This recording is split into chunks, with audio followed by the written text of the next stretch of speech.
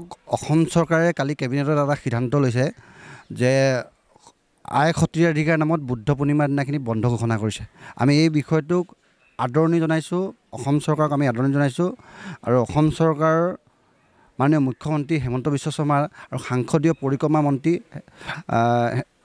পীযুষ হাজৰিকা ডাঙৰীয়াক আমি ধন্যবাদ আৰু কৃতজ্ঞতা জ্ঞাপন কৰিছোঁ। বিগত বছৰৰ দৰে আমি সত্ৰীয়াধিকাৰ অনুষ্ঠানটো অনুসূচিত বহুকেইটা সংগঠনে অনুসূচিত যুৱত্ব পৰিষদকে ধৰি বহুকেইটা সংগঠনে আমি সত্ৰীয়াধিকাৰ বঁটা প্ৰদান কৰি আছিলোঁ। এইবাৰ অসম চৰকাৰক আমি আহ্বান জনাইছোঁ, সত্ৰীয়াধিকাৰ বঁটা প্ৰদান কৰাৰ লগতে অসম চৰকাৰে অনুষ্ঠানটো অনুষ্ঠিত কৰিবৰ কাৰণে আমি আহ্বান জনাইছোঁ। আমাৰ দল সংগঠনসমূহে একত্ৰিতভাৱে এই অনুষ্ঠানটো আমি সহায় সহযোগিতা কৰিম বুলি আমি অসম চৰকাৰক আহ্বান জনাইছোঁ। আৰু লগতে শেহতীয়াকৈ ডক্টৰ B.R. আম্বেদকাৰ প্ৰতিমূৰ্তি এটা আপোনালোকে সকলোৱে জানে, দিছপুৰস্থিত প্ৰতিমূৰ্তিটো দুৱেল নতুনকৈ নিৰ্মাণ কৰাৰ হেতুকে প্ৰতিমূৰ্তিটো তাৰ পৰা আঁতৰাই নিয়াৰ পিছত প্ৰতিমূৰ্তিটো শেহতীয়াকৈ আমি জনতা ভৱনৰ সন্মুখত ৰাখিবৰ কাৰণে আমি অসম চৰকাৰক প্ৰতিমূৰ্তি স্থাপন কৰিবৰ কাৰণে আমি আহ্বান জনাইছোঁ অনুসূচিত যুৱত্ব পৰিষদৰ তৰফৰ পৰা।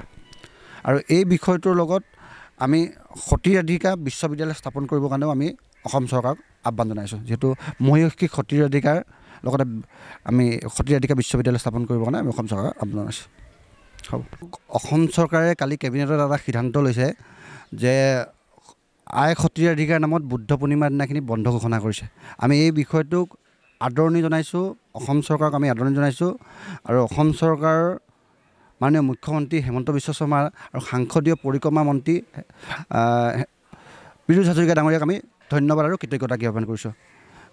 বিগত বছৰৰ দৰে আমি সত্ৰীয়াধিকাৰ অনুষ্ঠানটো অনুসূচিত বহুকেইটা সংগঠনে অনুসূচিত যুৱত্ব পৰিষদকে ধৰি বহুকেইটা সংগঠনে আমি সত্ৰীয়াধিকাৰ বঁটা প্ৰদান কৰি আছিলোঁ।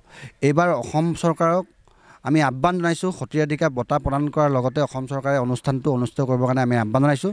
আমাৰ দল সংগঠনসমূহে একত্ৰিতভাৱে এই অনুষ্ঠানটো আমি সহায় সহযোগিতা কৰিম বুলি আমি অসম চৰকাৰক আহ্বান জনাইছোঁ। আৰু লগতে শেহতীয়াকৈ ডক্টৰ B.R. আম্বেদকাৰ প্ৰতিমূৰ্তি এটা আপোনালোকে সকলোৱে জানে, দিছপুৰস্থিত প্ৰতিমূৰ্তিটো দুৱেল নতুনকৈ নিৰ্মাণ কৰাৰ হেতুকে প্ৰতিমূৰ্তিটো তাৰ পৰা আঁতৰাই নিয়াৰ পিছত প্ৰতিমূৰ্তিটো শেহতীয়াকৈ আমি জনতা ভৱনৰ সন্মুখত ৰাখিবৰ কাৰণে আমি অসম চৰকাৰক প্ৰতিমূৰ্তি স্থাপন কৰিবৰ কাৰণে আমি আহ্বান জনাইছোঁ অনুসূচিত যুৱত্ব পৰিষদৰ তৰফৰ পৰা।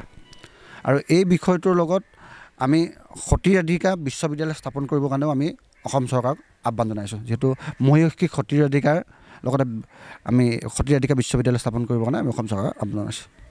হ'ব।